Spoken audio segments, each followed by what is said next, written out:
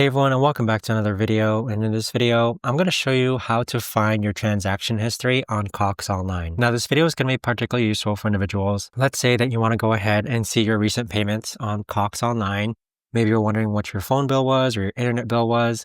How do you actually go ahead about doing so? Now, this video is going to be short, sweet, and simple, guys. There's not going to be a lot of steps involved.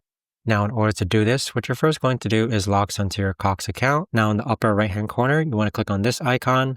Then you want to click on My Bill. Once you click on My Bill, you're going to see some options here. You want to go ahead and click on View Transaction History. Now on this page here, you should see your transaction history of the X amount of months or X amount of years with which you've been making payments. But there you have it, guys. That right there is the best and easiest way that I know of to actually go ahead and find your transaction history on Cox Online. If you guys know of a better or easier way to actually do this, let me know in the comments down below. I would love to know. Thanks so much for watching, everyone, and I'll see you guys all in the next video.